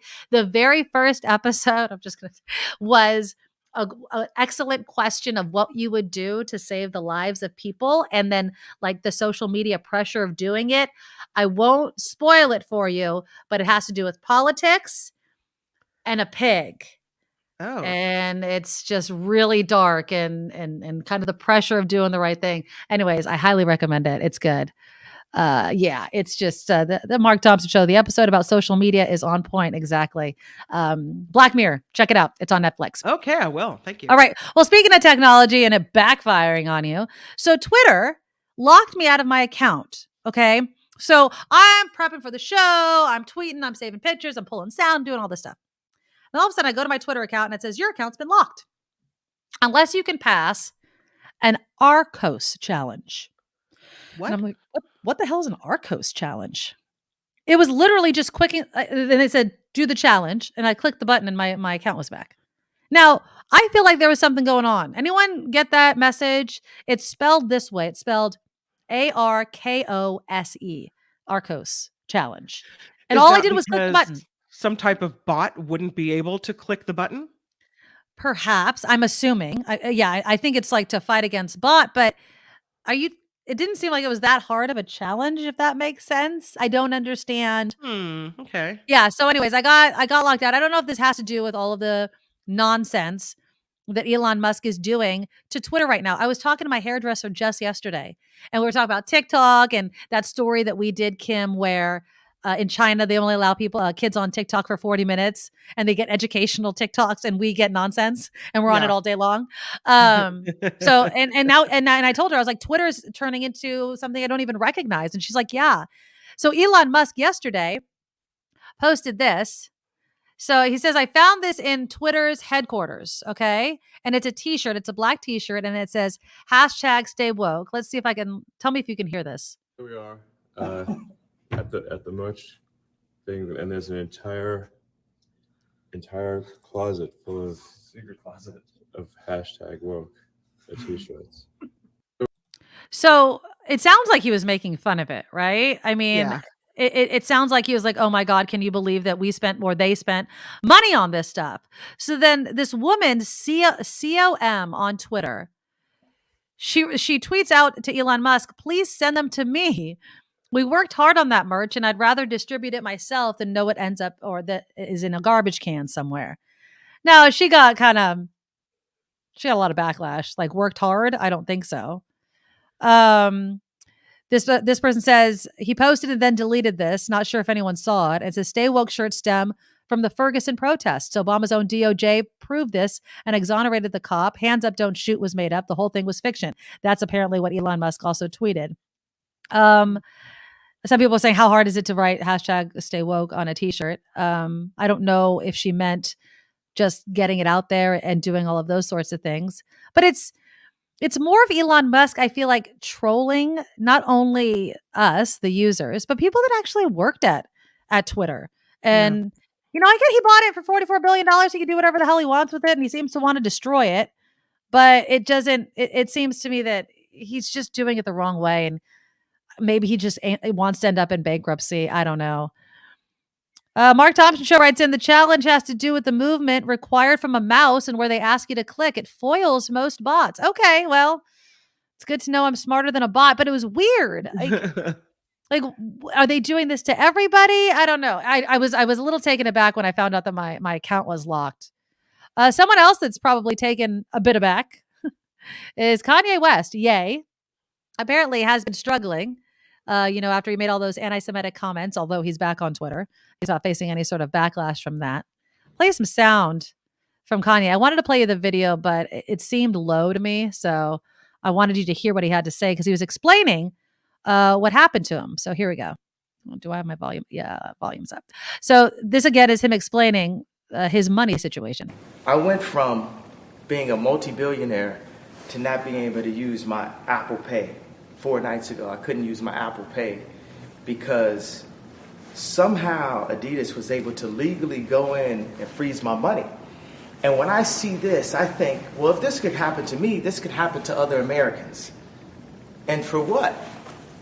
This can happen to an American that didn't even steal anything, that didn't even hurt anyone. This could just happen to you for saying the wrong idea out loud, for expressing yourself. Yeah, so not only has he lost Adidas, his deal with Adidas, but also his academy, the Donda Academy, which is the Twitter account that shared that video, shut down. Remember? We talked about it. People paying a ton of money to go to this school. So he has new plans, apparently. He said he's working on his Donda Academy, which will be renamed the Donda Theology Engineering University. Now, apparently, the original Donda Academy did reopen a few days after he made those anti-Semitic comments, but they're working on a new curriculum right now for the students. He says, we need people who have vocational training, skill sets. This is the way we bring our country back in power. We have to train our children to bring physical things we need in America. He says, that's the reason why I'm announcing that I'm running for president. I want the FCC to look at my money. Please. If the FCC was looking at my money, there would be a possibility that Adidas wouldn't have went into JP Morgan Chase and froze my account and put $75 million on hold on 4 different accounts. How about you broke your contract and you didn't earn the money anymore? I think he effed around and found out. You know what I mean? Like, I think that's what happens. You say things out loud, and yeah, he wants to run for president. I don't know, man. Anybody can run, I guess, and so can Kanye West. Can you imagine? I think somebody had posted, "What if Kanye West and Donald Trump ran together?" Oh. Whose ego would allow them to be the running mate, not the front runner? I don't know. But that's the last thing this country needs is what a nightmare. It's just a bit much, you know. Speaking of money, did you ever watch the show? And full disclosure, I have flipped past this show a million times, but I've never actually watched it. Chrisley Knows Best. Have you ever? I've seen a scene or two from it, but I've never actually watched a whole thing. So this is the show. All I keep calling it is, I'm like, it's the show with all the teeth. Not that I'm someone to talk. I have a gigantic smile with gigantic teeth, but mine are natural. I feel you know why I never stopped on that show? I just don't care about those people and all their money. I don't. Well, they apparently were cheating the IRS. Oh. I don't know if rich people on reality TV shows seem to do this all the time, but they're not the first. They won't be the last. They've been sentenced to federal prison. The Todd and Julie Chrisley, the wife and main character guy, that right there. They've been sentenced to prison, 12 years in prison, followed by 3 years of supervised release. That was for Todd Chrisley. His wife was given a bit less. Now, there's a lot of celebrities that have been caught for tax evasion. Martha Stewart, Wesley Snipes, Stephen Baldwin, Ja Rule, Fat Joe, Lauryn Hill. Who's Fat Joe? Fat Joe's a rapper. Okay. If you know reality TV shows, Teresa and Joe, Judice, I don't know how you pronounce their last name, Heidi Fleiss, Richard Hatch, which was the guy that won the Survivor. First episode. Yeah, he didn't pay taxes on his winnings and he got busted. Pete Rose, Dolce and Gabbana. So they're in very good company. Nicolas Cage, Willie Nelson, Tony Braxton, Mark Anthony, and Sinbad, just to name a few. Now, is it that these people trust financial advisors too much? I mean, in Todd and Julie Chrisley's case, they knew apparently damn well. And then we're trying to tell possible witnesses to perjure themselves and do all kinds of things. So, you know what they say, sometimes the cover-up's worse than the crime. I think both in this case. And then their daughter, Savannah Chrisley, could take custody of all of those siblings when the parents go to prison. They should have just called Steve Moskowitz. I mean, Steve could have probably gotten out of all of them. The whole damn thing. Exactly. Right? Yeah. Yeah. So Todd's getting 12 years. Julie's getting 7 years. That's a long ass time. That is a really long time. Yeah, don't be an idiot. And don't be on national television on a reality TV show flaunting your wealth and then not paying your taxes. Like, just be on the up and up. Share that, right? Like, go on your reality TV show and be like, dude, I got to pay all these friggin' taxes. Do something, but don't try to cheat the IRS when they know damn well you be rich. You're pretty rich. And then finally, in a world of Chrisleys, please be a Shaquille O'Neal. I have a picture of him right here. Where did it go? Here it is. Look at Shaq. Okay. So apparently Shaq has gifted a family of 11 a brand new van and a truck. Wow. So apparently Shaq has a promise that he tells himself every day when I leave the house, I want to do at least one good deed. Okay. And so apparently he, through social media and Instagram, he started connecting with this family. It's a family of 11 in Texas, and they're an Instagram family, right? And they're known as the Collins kids, and that's them in the picture. Back in February, Carissa, who's the mom, shared how they became recipients of Shaq's generous gifts. So last month, the sports star surprised the family with a visit and treated them to dinner at Babe's Chicken. And so they're hanging out, and Jack didn't want it to end with just a dinner. So the next day, he took the family to right there, Mercedes-Benz of Grapevine, and bought them a brand new 15-passenger van. The mom says he didn't even know that we were outgrowing our 12-passenger van, and the air conditioning wasn't always working. And so this was an outrageous blessing. They didn't have any in stock, so he actually customized the order, and the van's going to be there in a few months. Apparently, the husband, Chris's husband, is a manager at that Mercedes. Then Shaq takes the entire family out to another dinner at the Rainforest Cafe, which, by the way, is pretty fun. Paid for the whole meal again. And then when they learned that the waitress that served them, that her car had broke down, he tipped the server $1,000. Oh, I mean, what a nice guy. Yeah, I'm telling you. So apparently the dad is actually a former Harlem Globetrotter, Mondre Collins. Now he owned the truck that had been without air conditioning for a while. Shaq didn't know this, but of course then bought not only the van, but bought Mondre, the dad, a brand new truck. Went straight to the Ford dealership and bought him another truck. So this one family being blessed. And then, you know what the best part about this whole story is that Shaq actually hung out with this family. He went to their house. He played Watch Your Mouth. Have you ever played that game, Watch Your Mouth? Do you know what that No. is? Mm-mm. Oh, if you're looking, I'm telling you, if you buy games for your kids a lot, Yeah. you have to get this game. So we have it. And I don't know, with COVID, you definitely need your own mouthpiece, okay? So it's a plastic mouthpiece, and it keeps your mouth open so that your lips don't touch. Okay? So it keeps it Okay. open. Okay, Yeah. so it keeps your heart, and then you have to say a phrase that they give you on a card. It is so funny. It is never not funny. You cannot play this game without laughing because the person that's talking is trying so hard, but because they can't make their lips touch and they have this thing in their mouth, it is so funny. But anyways, so Shaq was at this family's home and was playing this game. He was encouraging them. He showed them so much love. And so, yeah, I wanted to kind of end on this type of story, especially the day before Thanksgiving, because while there's tons of, these people out there, right? Mhm. Be one of these people. He has a ton Yeah. of money and he makes a and promise to do something good all the time. The money that he spent might not have been more than a drop in the bucket to him. Oh, Right? yeah, But it's a absolutely. life changer for other people, especially the waitress who was struggling on her own and he drops her $1,000. It's like that. What a guy. And look at how Yeah. beautiful those children are. I But know. can you imagine having 9 kids? That's wild.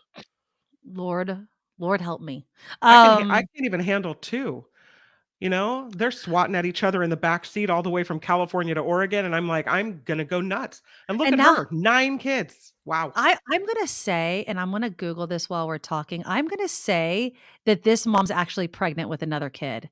Yep. I think I just actually saw that update. So Well, it would 10 make sense to 10 even it out kids. to 10, right? I mean, who wants 9 when you can have 10? I mean, nobody wants to ride on the roller coaster all by themselves. So, Right. oh my God. Speaking of roller coasters and speaking about being grateful and, I'm going to share this story and I don't mean it to be like the haves and the have-nots, but I was talking to my brother the other day and he just got back from Disneyland and they were able to experience, and it was him and another family. They all went in on the VIP Disneyland tour. Okay. And so my brother, in case anybody doesn't know, he's always worked with nonprofits. He's, that kind of person. He's that kid, in the family. And so him and another family were able to go in on it. And he told me, he's like, Nikki, he's like, if there was ever a moment where you really see how Disneyland has changed and become this kind of example of the have or have nots, do something like this because it's kind of, you feel bad. He's like, you feel bad kind of the whole time, and yet you paid out the butt for it. Now, if you're going to do something like that, How much definitely is go in that? with other families. Well, I think it's, and again, I didn't ask this much. I think it's like $4,000, Wow. but it's up to 10 people. So Okay. if you split it, I think that's how it works. So if it's just you, like this family paying all of it, that's a lot of money. But if you can go in on it, he made a good point though. He's like, with as packed as it was, you're either paying for that or you're gonna pay for multiple days. So it's a multiple day ticket, hotel, And food. what do you get with the VIP You get tour? basically you get no food. You get nothing. All you get is front of the line the whole day. You get nothing. Yeah, exactly. You get nothing but front of the line. And he told me, he's like, I did the math. He's like, as long as because you could see the times for the rides, he Yeah. said, I counted. He's like, for 8 hours of being in Disneyland, maybe 3 rides people would have time to go on. 3. And all that money you're spending. So, he was blessed enough to be able to do something like that. But he did. He felt bad. You see how Disneyland has become this place where really only people with money can go to. And that's sad. And I'm wondering if maybe that's why Bob Iger got put back in charge. Maybe some of these decisions and business decisions, I don't know why Disneyland doesn't cap the number of tickets they sell so people aren't waiting in line for 3 hours, because some people save up all of their money to go on these what can be maybe a once in a lifetime trip, and they don't have shack money. You know what I mean? And they scrimp and save and try to do something like that. And you're nickel and dimed and you only go on a handful of rides. And they were breaking down a lot. That's what my brother also said. So if any of you are planning on going to Disneyland and you're not able to go in with a bunch of families on the VIP, yeah, that's something that's been actually happening a lot. And I can imagine they have so many people at the park. It's just, it's tough for people. It really is. Okay. I want to say a very big thank you. Everyone's wishing us a happy Thanksgiving. I need to give a big thank you to somebody right now. Oh my God. Wow. Janet R. $100 in our super chat. And she did it on the Mark Thompson show too. So this is her second of Oh the my day. God. To support Janet. former KGO Station X Station workers. X. So that's huge. We're not giving you any Thank advertising. you. Oh my God. Yeah, I'm speechless. Janet, thank you so much. I want to say thank you to Gary. Happy Thanksgiving, kids, with a $9.99 donation to our super chat. Andreas, $10. Lynn, $4.99. Thank you. I want to say thank you to Nancy. If you type 666 into your phone, apparently that's mom, which you're right. That is. Another one from Andreas for $10. $19.99 from Celeste. James Buchanan. Thank you. Thank you. $9.99. We have Gwen with a $3 super sticker. Pamela with a $19.99 super sticker. Lori with $20 into the super chat. Thank you. Thank you. Jim Slayton, $4.99. William, $3. Eric, $2.95. And I will definitely, Eric, buy a Thanksgiving treat for good old Nugget. Thank you for that. Lori Dolly with $10 and another from Andreas for $20. You guys, we can't do this without you and all of those donations. I am so grateful for you. I hope all of you have a very happy Thanksgiving. Please don't forget to join us on Friday. I think I'm going to do it right at the top. I have some interviews planned. We'll be talking about a bunch of things, but I want to go over how your Thanksgiving was, and I want to have a leftover meal together. So get all of your stuff together. Oh my God. Ren with $50. Thank you so much, Ren. Squeezing that in the last moments of the show. Happy Thanksgiving. We're thankful for you all. I am thankful for all of you. I mean, it's something that I probably say a lot on this show, and I know Mark does, and Chip with his What the Franklin show, which you can find on YouTube. It's What the Franklin. You guys don't understand how much it means that you followed us here. And that you're sharing it with your family and friends, and you're donating to our Patreon, and you're doing all those things, because a lot of people get laid off and they don't have this kind of support, and we do, and we always appreciate it, and we will always thank you, and I will always be thankful. I love all of you. I really do. Kim, again, I am so thankful to you and our friendship and us doing this whole crazy thing together. I'm not going to be here tomorrow. Enjoy your Thanksgiving. I will be back on Friday. Hit that thumbs up button. Thank you, Mark Thompson. Smash Happy the thumbs Thanksgiving, my up. friend. I love you guys right are back. awesome. I love all of you, and we will talk again tomorrow, or not tomorrow, on Friday. Have a great Thanksgiving. Eat everything you want, whether it has meat or it doesn't. Save the turkeys, eat the turkey. That's what I always say. Gobble, gobble. And I absolutely love you all. And take it away, Jacob. Nikki, you're oh so awesome. You sprout like a beautiful blossom. You're also the best. I really can't rest. You're all so awesome. Wow. Okay.